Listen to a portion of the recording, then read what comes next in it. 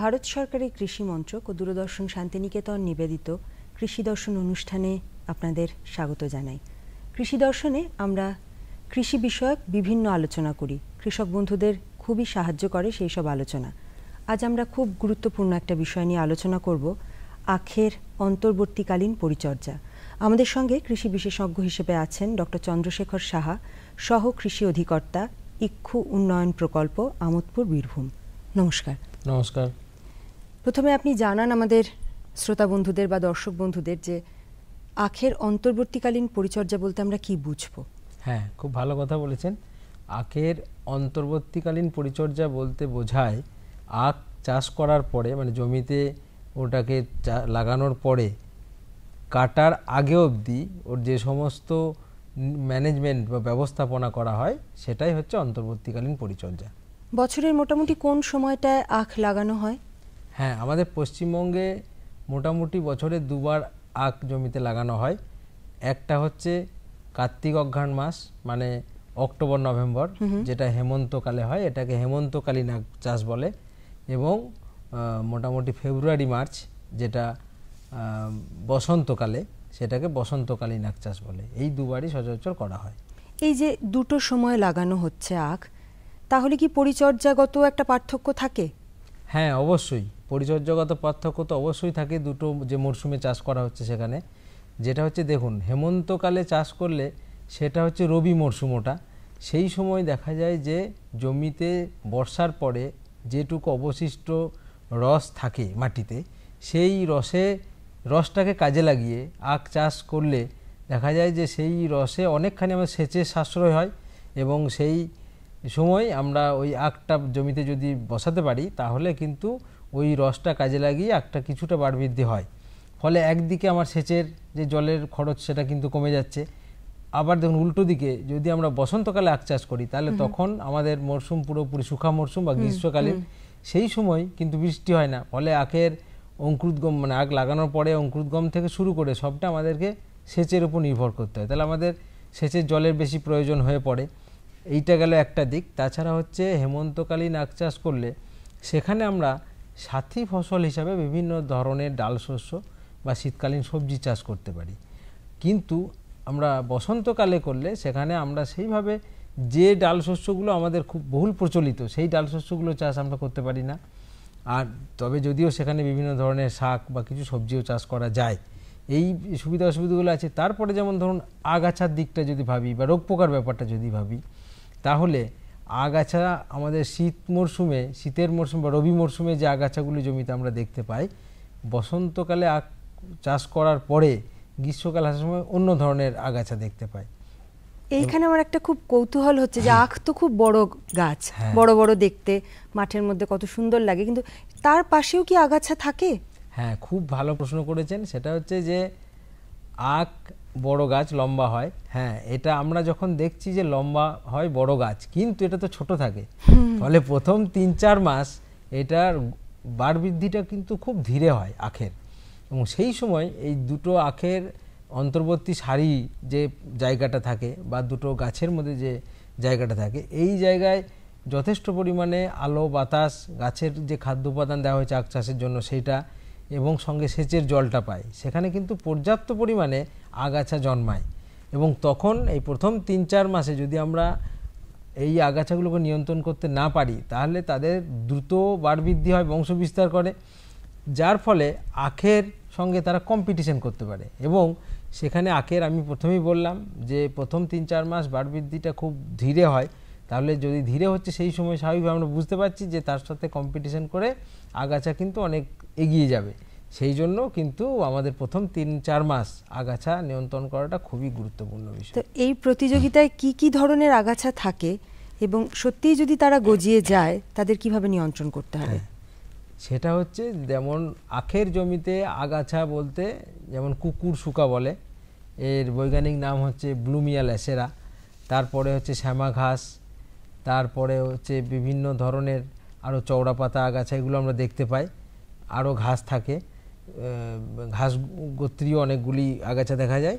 তো সব থেকে ভালো হচ্ছে যে প্রথম দিকে সেচের পরে জো আসার পরে যদি আমরা মানুষ দিয়ে যদি আগাছাগুলোকে জমির মাটি কোপানোর সঙ্গে সঙ্গে যদি আগাছাগুলোকে গোড়া থেকে তুলে ফেলতে পারি সেটা হচ্ছে সব থেকে ভালো। এবার অনেক ক্ষেত্রে হয় কি যে আমাদের জনমজুরের হয়তো অভাব পড়ে যায়, অন্যান্য কৃষিকাজের অন্যান্য কাজে তাদেরকে ব্যবহার করা হয়, তখন আমাদেরকে দেখা যায় যে জনমজুরি বা ম্যানুয়ালি যেটা ইংরেজিতে বলে সেভাবে হয়তো নিয়ন্ত্রণ করা সম্ভব হচ্ছে না। তখন আমাদেরকে রাসায়নিক যে আগাছানাশক আছে সেগুলো ব্যবহার করতে হবে। সেই রাসায়নিক আগাছানাশকগুলোর মধ্যে হচ্ছে এই রাসায়নিক আগাছানাশকগুলো কিন্তু আখ জমিতে বসানোর 3-4 দিনের মধ্যেই কিন্তু ব্যবহার করতে হবে। এটা ইংরেজিতে বলে প্রি ইমার্জেন্স, মানে আখের অঙ্কুরোদ্গম হয়ে বেরোনোর আগে ব্যবহার করতে হবে। তার মধ্যে যেমন আছে সিমাজিন, অ্যাট্রাজিন 50% বাজারে পাওয়া যায়। এটি মোটামুটি 8 গ্রাম 2 লিটার জলে 2 শতক জমিতে স্প্রে করা যাবে। আরেকবার বলে দিন। হ্যাঁ, সিমাজিন বা অ্যাট্রাজিন যেটা মোটামুটি 50% বাজারে পাওয়া যায়, বাজারে বিভিন্ন নামে পাওয়া যায়। আমি রাসায়নিক নামটাই বলছি, তার কারণ বাজারের নাম বলাটা আমাদের পক্ষে একটু অসুবিধা হয়ে যায়, সেই ক্ষেত্রে আমরা রাসায়নিক নামটা বলছি। সিমাজিন বা অ্যাট্রাজিন 50%, 8 গ্রাম 2 লিটার জলে গুলে স্প্রে করতে হবে প্রতি 2 শতকে, তাহলে কিন্তু ভালো কাজ পাওয়া যাবে।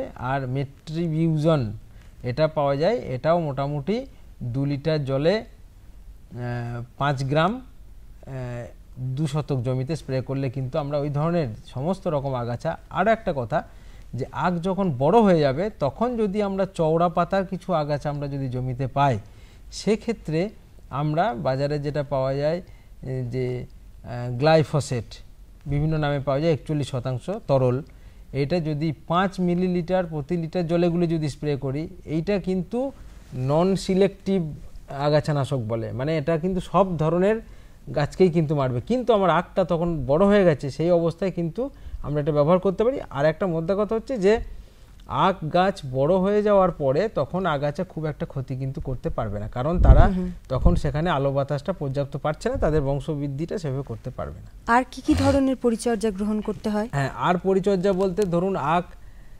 বসন্তকালের কথাই যদি বলি, আমাদের এখানে যদি বসন্তকালীন আখ চাষটাই বেশি জনপ্রিয়, তাহলে আখ চাষ করার পরে থেকে ওটা আমাদের বসন্তকালে চাষ করার পরে মোটামুটি গ্রীষ্মকালে এসে যায়। তখন আমাদের লক্ষ্য রাখতে হবে যে মাটিতে পর্যাপ্ত রস যেন থাকে তার অঙ্কুরোদ্গম এবং বাড় বৃদ্ধির জন্য। সেই জন্য আমাদেরকে কৃত্রিম সেচের ব্যবস্থা করতে হবে, সেচ দিতে হবে, এবং প্রত্যেকটা সেচ দেওয়ার পরে পরে মোটামুটি 20-21 দিনের মাথার পরে থেকে সেচের পরে যখন জো অবস্থায় আসবে বা বতর যেটা চাষি বন্ধুরা বলেন, তখন কিন্তু মাটিটা একটু কুপিয়ে দিতে হবে, যাতে তার শিকড় এলাকাতেও ঠিকমতো বায়ু চলাচল করতে পারে, তাতে গাছের বাড় বৃদ্ধিটা বাড়বে। এটা আমরা প্রত্যেকেই জানি। এবং তারপরে যখন বর্ষা শুরুর আগে, মানে জ্যৈষ্ঠ মাসের দিকে আখ গাছ যখন মোটামুটি 3-4 ফুট এরকম লম্বা হবে, তখন আমাদেরকে প্রতি 15 দিন অন্তর শুকনো পাতাগুলিকে ছাড়িয়ে ফেলতে হবে এবং সবুজ পাতা দিয়ে আখগুলোকে আস্তে আস্তে জড়ে বাঁধতে শুরু করতে হবে। আখ কেন বাঁধা হয় সেটা তো আমরা হয়তো প্রত্যেকেই জানি, বা চাষি বন্ধুরা তো অবশ্যই জানেন। সেটা হচ্ছে যে আখ বাঁধলে আখের যে লম্বা হওয়ার প্রবণতা সেটা বাড়ে এবং দ্রুত ওটা লম্বা হতে থাকে। তাছাড়া হচ্ছে আখ যদি পড়ে যায়, তাহলে আখের যে অংশটা আমরা ব্যবহার করি আমাদের অর্থনৈতিক দিক থেকে, যেটাকে সুক্রোজ বলে, সেইটা কিন্তু ওটা রাসায়নিকভাবে কিন্তু অন্য পদার্থে পরিণত হয়ে যাবে, যেটাকে গ্লুকোজ বলে, যেটার মিষ্টতা কমে যায়, শর্করা। এবং এইটা কমে গেলে কিন্তু আমাদের চিনি বা গুড়ের ফলনটা কমে যায়। সেই জন্য আখ বাঁধাটা একটা গুরুত্বপূর্ণ পরিচর্যার মধ্যে পড়ে। আর এটা খুব একটা অদ্ভুত কথা যে আখ বাঁধলে তবেই তারা বড় হবে, খুব সুন্দর এই কথা জিনিসটা। সেটা একটা দিক। আবার আরো একটা দিক আছে, আখ না বেঁধেও কিন্তু চাষ করা যায়। এবার অনেক সময় চাষি বন্ধুরা যেটা করেন, ওই শুকনো পাতা দিয়ে আখ বাঁধেন, এটা কিন্তু একটু ভুল থেকে যাচ্ছে। মানে শুকনো পাতার মধ্যে প্রচুর পরিমাণে রোগ জীবাণু বা পোকা বাসা বাঁধে, ফলে সেইটা কিন্তু আমাদের ছাড়িয়ে ফেলে দেওয়াটা উচিত এবং সবুজ পাতা দিয়ে আখটা কিন্তু বাঁধতে হবে। এবং অনেক ক্ষেত্রে আখের কিছু রোপণ করার পদ্ধতি পার্থক্য থেকে যায়, সেখানে যদি একটু বেশি ডিপ করে, একটু বেশি গর্ত করে আখের চাষ করা যায়, যারা অনেক জমিতে হয়তো আখ চাষ করেন তাদের ক্ষেত্রে সব আখ বাঁধা সম্ভব হয়ে ওঠে না। সেই ক্ষেত্রে একটু ডিপ করে যদি আখের যে বীজ বা ডগাটা যদি বসানো হয়, তাহলে আখের পড়ে যাওয়ার প্রবণতা কমে যায়। আর সেক্ষেত্রে আমরা প্রথম থেকে না বাঁধতে পারলেও শেষের দিকে আখের পাতা না হয়ে যে কোনো ধরনের কম দামি দড়ি বা পলিথিনের বস্তা কেটে আমরা কিন্তু কয়েকটা ঝাড় একসাথে বেঁধে দিলেও মধ্যে কথা হচ্ছে একটা যেন না পড়ে, এটা হচ্ছে আমাদের উদ্দেশ্য। এভাবে কিন্তু একটা বাঁধা যায়। বৃষ্টি পড়ছে, তার উপরে একটা ভ্যাপসা গরমও আছে, এই সময় বা তার আগে পরে বৃষ্টির কি ধরনের রোগ পোকার আক্রমণ হয়, যদি হয় তাহলে তাদের প্রতিকার কি করতে হবে? হ্যাঁ ঠিক, এই বিশেষ করে এই যেটা একটা মরশুম চলছে, এখন তো খরিফ মরশুম শুরু হয়ে গেছে, এই সময় একটা উষ্ণ আর্দ্র আবহাওয়া আমরা দেখতে পাচ্ছি। এই সময় কিন্তু যে কোনো ধরনের রোগ পোকা বা জীবাণু কিন্তু বংশবিস্তার খুব দ্রুত হয়। তো তার আগেই বর্ষা শুরু হওয়া মাত্র চাষি ভাইদের যেটা করা উচিত সেটা হচ্ছে ভেলি বেঁধে, আগটা যতটা সম্ভব বেঁধে জমিটা পরিষ্কার পরিচ্ছন্ন রাখতে হবে এবং জল নিকাশি ব্যবস্থাটা যেন খুব সুন্দর হয়, মানে আখের জমিতে যেন কোনো রকমেই বেশি পরিমাণে জল জমে না থাকে, সেইটা দেখতে হবে চাষি বন্ধুদের। এবং তার সাথে ভেলি বাঁধার সময় তো চাপান সার ব্যবহার করেন এবং সেখানে কিছু পরিমাণ অন্তর্বাহী বা সর্বাঙ্গবাহী দানাদার বীজ ব্যবহার করতে হবে, যেমন ফোরেট 10% দানা বা কার্বোফুরান 3% দানা। 10% দানা হলে 33 শতকে বিঘা হলে সেখানে 1.5 কিলো ওই ভেলি বাঁধার সময় গাছের গোড়াতে সারি করে দিয়ে তারপর ভেলিটা বাঁধতে হবে। এটা আমি আগেই বলেছি যে অন্তর্বাহী বা সর্বাঙ্গবাহী কীটনাশক, ফলে পুরো গাছের ভিতরে রসটাকে বিষাক্ত করবে এবং আমাদের এই সময় বিশেষ করে যে প্রাদুর্ভাব দেখা যায় বিভিন্ন ধরনের আখের মাজরা পোকা, যেটা সেই ডগা ছিদ্রকারী, কাণ্ড ছিদ্রকারী, পর্বমধ্য ছিদ্রকারী, যে সমস্ত মাজরা পোকার আক্রমণ সেগুলো কিন্তু বর্ষার সময় বেশি হয়। কিন্তু আমরা যদি সেখানে, এবং এরা গাছের রস যেহেতু চুষে খায়, আমরা যদি সর্বাঙ্গবাহী বা অন্তর্বাহী ফোরেট 10% দানা বা কার্বোফুরান 3% দানা বা কার্টাফ হাইড্রোক্লোরাইড 4% দানা যদি আমরা ব্যবহার করি সঠিক মাত্রায় সঠিক পদ্ধতিতে, তাহলে কিন্তু আমরা এই রস চুষে খাওয়া বা এই মাজরা পোকার হাত থেকে কিন্তু আমরা আখকে রক্ষা করতে পারবো। আর রোগ বলতেও আমরা তো জানি যে এই আবহাওয়ার কথা আগেই বললাম, এই আবহাওয়া সবার পক্ষেই অনুকূল, বিশেষ করে আমাদের যারা পেস্ট বলি এক কথা, যারা আমাদের ক্ষতি করে রোগ জীবাণু বা পোকা, সেখানে আমাদের তো লাল ডোরা ধসা রোগের কথা আমাদের প্রথমেই বলতে হবে, কারণ আখের এটা সব থেকে ভয়ঙ্কর রোগ। এটা তো তার জন্য আগে অনেক পদ্ধতি আমাদেরকে অবলম্বন করতে হয় চাষি বন্ধুদের আখ চাষ করার আগে। সেটা হচ্ছে যে সঠিক জাত এবং সঠিক জায়গা থেকে বীজ নির্বাচন করে রোগমুক্ত বীজ চাষ করলে এই রোগটা অনেকটা হাত থেকে বাঁচা যায়। তারপরেও যদি দেখা যায় সেক্ষেত্রে আমাদের যে সমস্ত সর্বাঙ্গবাহী বা অন্তর্বাহী ছত্রাকনাশক আছে সেগুলো ব্যবহার করে কিন্তু নিয়ন্ত্রণ করা যাবে। 12 থেকে 15 দিন অন্তর স্প্রে করতে হবে। অনেক ধন্যবাদ ডক্টর চন্দ্রশেখর সাহাকে, চমৎকার একটি আলোচনা উপহার দিয়েছেন শ্রোতা বন্ধু, দর্শক বন্ধুদের জন্য। শুনছেনও আপনারা তো, যারা আখ লাগিয়েছেন শুনলেন তো অন্তর্বর্তীকালীন পরিচর্যা কি গ্রহণ করতে হবে। যদি আজকের আলোচনা থেকে যে কথাগুলো আপনারা শুনলেন সেগুলো একটু মাথায় রাখেন, তাহলে দেখবেন যে আখ তোলার সময় পর্যন্ত এই সময়টাতে খুব একটা বড় ক্ষতির সম্মুখীন আপনাদের হতে হবে না, বরঞ্চ লাভই হবে।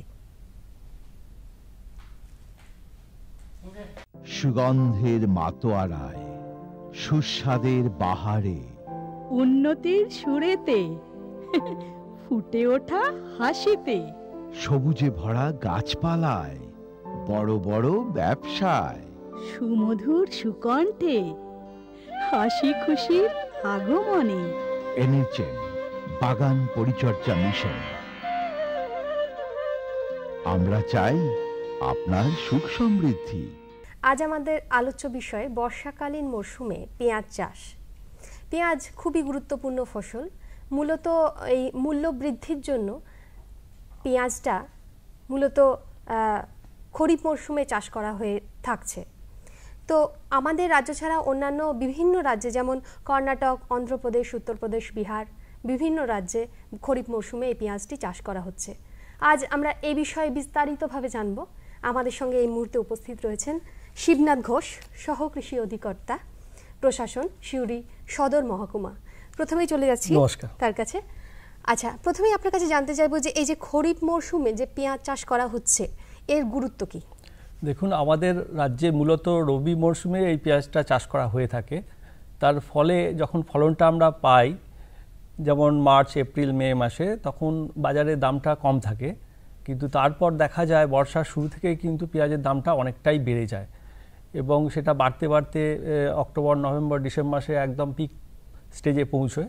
তারপর কিছুটা কমে বাইরে থেকে খরিফের প্রোডাকশানটা আসার জন্য।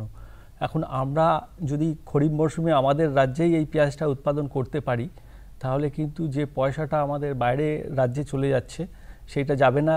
এবং দ্বিতীয়ত হচ্ছে চাষি ভাই যারা এটা উৎপাদন করবেন তারা কিন্তু বাজারের থেকে একটা ভালো দাম পাবেন, কারণ সেখানে তাদের কোনো স্টোর করতে হচ্ছে না এবং বাইরে যে ট্রান্সপোর্ট কস্ট সেটাও লাগছে না। তাহলে উভয়েই লাভবান হবে, আমরাও যেমন কম দামে পেঁয়াজ পাবো, চাষিরাও কিন্তু বাজারে ভালো দাম পাবেন। এইটাই মূলত লক্ষ্য। দ্বিতীয়ত হচ্ছে যে আমাদের জেলায় বা আমাদের কিছু কিছু জায়গায়, যেমন এই জেলা তো বটেই, বাঁকুড়া বা মেদিনীপুর, পুরুলিয়া, যে সমস্ত উঁচু জায়গা আছে যেখানে ধান চাষ না করা কথা আমরা বলছি, শস্য বৈচিত্র্যকরণের কথা বলছি, সেখানে এই বৃষ্টির জলকে কাজে লাগিয়ে যদি আমরা পেঁয়াজ উৎপাদন করতে পারি তাহলে শস্য বৈচিত্র্যকরণও হবে, আবার চাষিদের একটা লাভও হবে। এই সব সুযোগ সুবিধা ভেবেই কিন্তু মানে গত বছর থেকে আমাদের সরকারি স্তর থেকে পেঁয়াজ চাষটা হচ্ছে এবং এবছরও সেটা হবে। আচ্ছা, এটা তো খুব অল্প সময় ধরে শুরু হয়েছে, তো এক্ষেত্রে চাষি ভাইরা জমি নির্বাচন কিভাবে করবেন, কিভাবেই বা তারা মাটি তৈরি করবেন, যদি কিছু বলেন এই বিষয়ে। হ্যাঁ, যেহেতু এটা বর্ষাকালীন চাষ, আমাদের দেখতে হবে যে উঁচু জমি, যে সমস্ত উঁচু জমি আছে সেই উঁচু জমিটাকে আমাদের নির্বাচন করতে হবে। এবং আর একটা মানে প্রয়োজনীয় শর্ত হচ্ছে সেই সব জমিতে যেন জল নিষ্কাশনী ব্যবস্থা ভালো থাকে, কেন জল যদি দাঁড়িয়ে যায় সেক্ষেত্রে হয়তো অসুবিধা হতে পারে। ওই জন্য জল যাতে কমে, মানে জলটা বেরিয়ে যায়, সেই ব্যাপারে আমাদের লক্ষ্য রাখতে হবে। আর একটা দেখতে হবে যে জমি মাটি যেমন সব ধরনের মাটিতেই হয়, কিন্তু বেলে দোআঁশ বা পলি দোআঁশ মাটিতে ভালো হয়, এবং সেক্ষেত্রে আমাদের বেশি করে জৈব সার দিয়ে যাতে মাটিতে রসটা থাকতে পারে সেটাও একটা দেখতে হবে। আর যেটা করতে হবে, অবশ্যই আমরা যেখানে নির্বাচন করব, যেহেতু এটা বর্ষাকালীন বৃষ্টি নির্ভর চাষ, হয়তো কখনো কখনো বৃষ্টি আমরা দেখেছি বন্ধ হয়ে যেতে পারে, তখন যেন প্রয়োজনীয় জলসেচের মতো মানে প্রয়োজনীয় জল যেন থাকে, নাহলে কিন্তু যে ফসলটা হয়তো মারা যাবে। কেননা পেঁয়াজের শিকড় খুব একটা বেশি দূর যায় না, মাত্র 6 ইঞ্চির মধ্যেই শিকড়টা থাকে। কাজেই আমাদের প্রয়োজনীয় জলসেচের ব্যবস্থাটাও যেন পাশে থাকে, সেগুলো সব বিচার বিবেচনা করে কিন্তু জমিটা আমাদের নির্বাচন করতে হবে। আচ্ছা, চাষি ভাইরা এক্ষেত্রে জাত নির্বাচন কিভাবে করবেন? বর্ষাকালের জন্য আমাদের এখানে গত বছরেও হয়েছে এবং একটা জাতেরই আমাদের এখানে চাষ হচ্ছে, সেটা হচ্ছে এগ্রিফাউন্ড ডার্ক রেড। এই জাতটা কিন্তু আমরা দেখেছি বর্ষাকালে এর জল সহ্য করার যে ক্ষমতা, যেটা সাধারণত অন্য অন্য জাতের রবিতে যেগুলো হয় সেগুলো অতটা থাকে না, কিন্তু এই জাতটার ভালোই আছে এবং এটা অলরেডি পরীক্ষিত হয়ে গেছে যে জমা জলও সহ্য করতে পারে।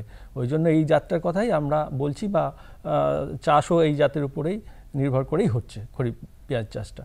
আচ্ছা, এই যে পেঁয়াজ চাষের ক্ষেত্রে বীজের পরিমাণ কতটা হতে হবে জমি পিছু, এবং বীজ শোধন কিভাবে করবেন কৃষক ভাইরা, যদি যেহেতু বর্ষা নির্ভর চাষ, আমাদের বীজ তলা যেমন আমরা ধানের বীজতলা করি সেভাবে বীজতলা করতে হবে। 1 একরের জন্য মোটামুটি 3.5 থেকে 4 কেজি বীজ লাগবে। এবং বীজ শোধনের কথা আমরা বারবার বলছি, কারণ এখানে বর্ষাকালে হচ্ছে, সেখানে একটা আমাদের যেটা প্রধান অসুবিধা আমরা দেখেছি, এর পরিবেশ যা, সেখানে ছত্রাক জাতীয় রোগের আক্রমণ কিন্তু বেশি হবে, তাপমাত্রা বেশি আছে, আর্দ্রতা বেশি আছে, সেই জন্য ওইটাকে আমাদের মাথায় রেখেই চিন্তাভাবনা করতে হবে। এবং এর একটা প্রতিরোধকমূলক ব্যবস্থা হচ্ছে বীজ শোধন।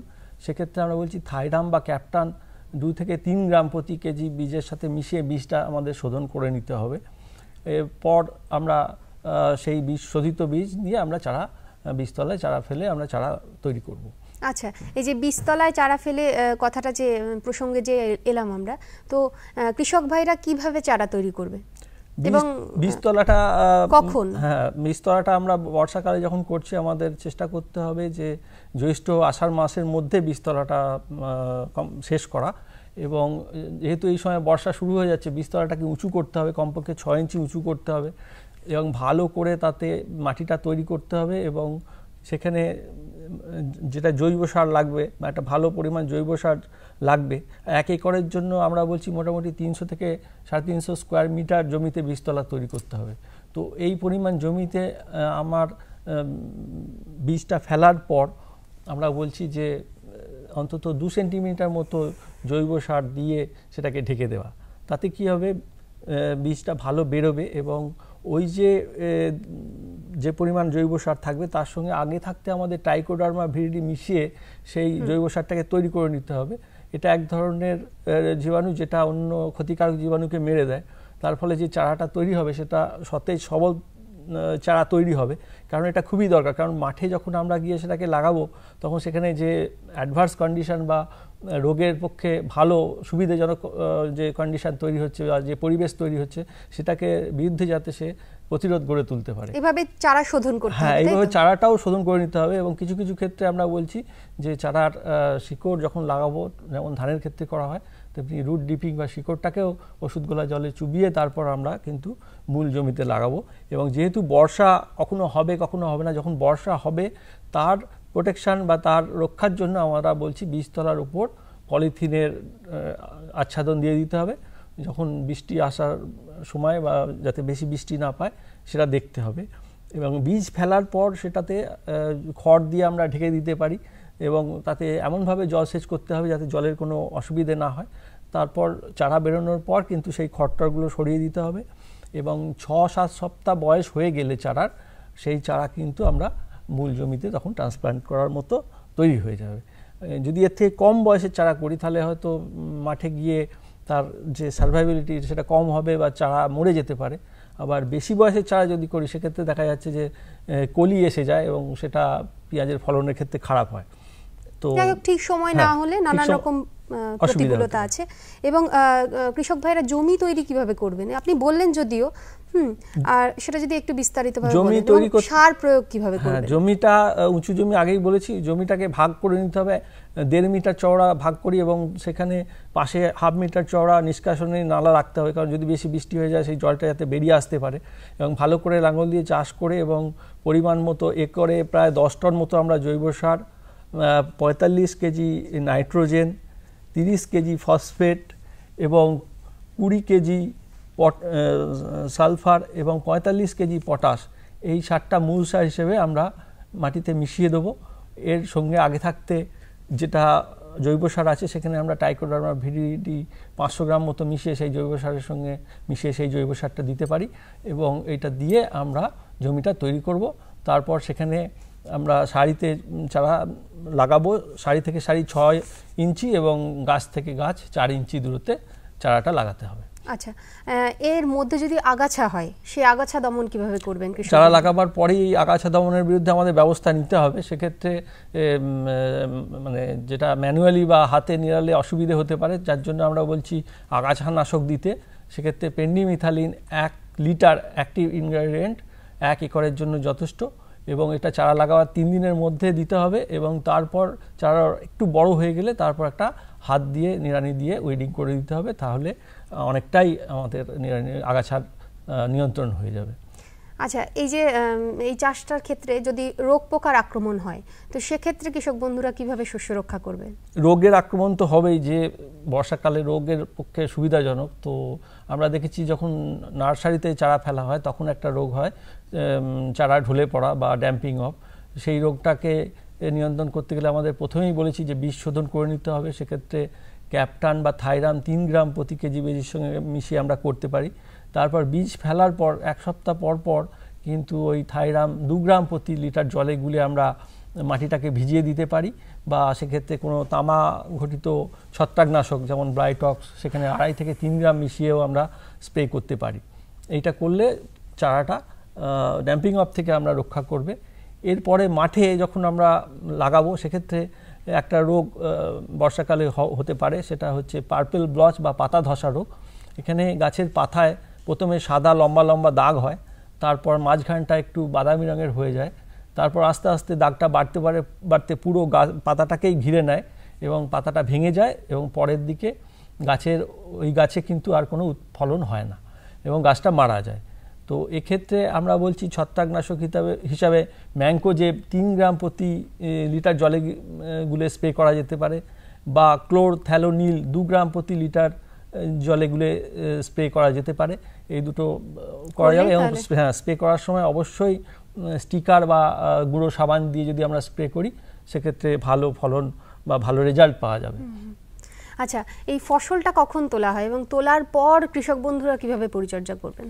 ফসল আমরা যখন দেখব যে গাছটা উপর থেকে আস্তে আস্তে ধীরে ধীরে শুকিয়ে আসছে এবং হলুদ হয়ে যাচ্ছে এবং যে বাদ পেঁয়াজের যেটা হয় সেটাতে একটা তার যে রং সেই রংটা দেখা যাচ্ছে, সেই সময়টাই কিন্তু ফসল চাষ মানে ফসল তোলার পক্ষে উপযোগী।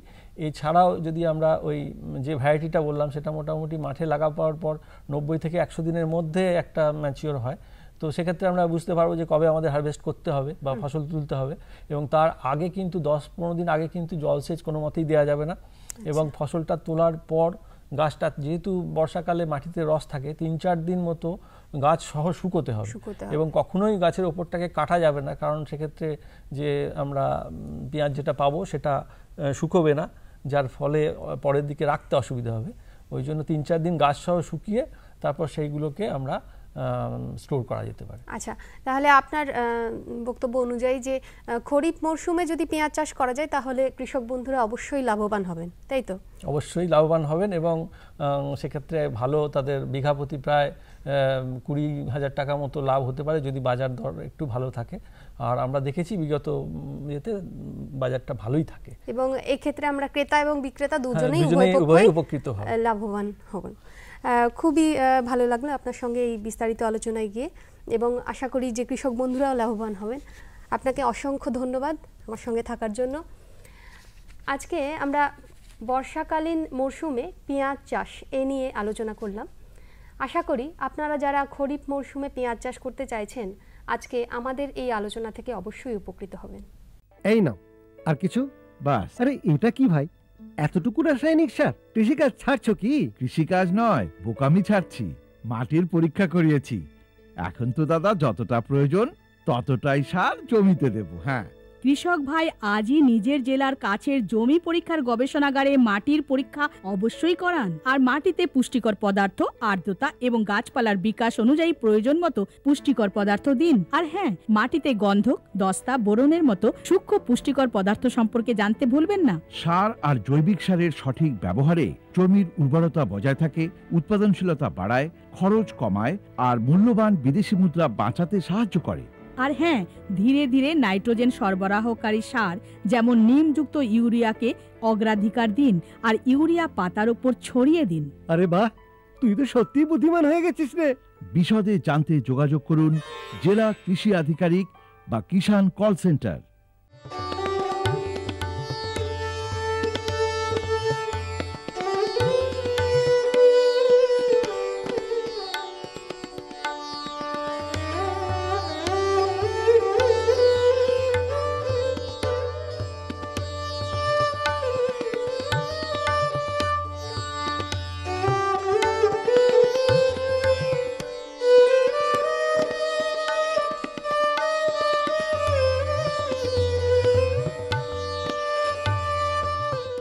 আমের আম আটিরও দাম। আচ্ছা বাচ্চারা, তোমরা এটার একটা উদাহরণ দাও তো। মাস্টার মশাই, আমার বাবা একটা ক্ষেতে দুটো ফসল ফলায়, এইটাই তো হলো আমের আম আটিরও দাম। আচ্ছা, তুমি কার ছেলে? আমি হরিয়া চাষির ছেলে। কৃষকদের পাঠশালায় শেখা কথা গ্রহণ করো। গমের মতো মুখ্য ফসলের সাথে ছোলা, মসুর, মটর, তিল বা সূর্যমুখী ইত্যাদি লাগাও আর দ্বিগুণ মুনাফা কামাও। এনএফএসএম এর সহায়তার আলো প্রত্যেকটা ক্ষেতের জন্য ভালো। কেমন লাগছে আমাদের অনুষ্ঠান আমাদের চিঠি লিখে জানান। চিঠি লেখার ঠিকানা কৃষি দর্শন, অধিকর্তা দূরদর্শন কেন্দ্র, শান্তিনিকেতন, শান্তিনিকেতন, সূচক 731235।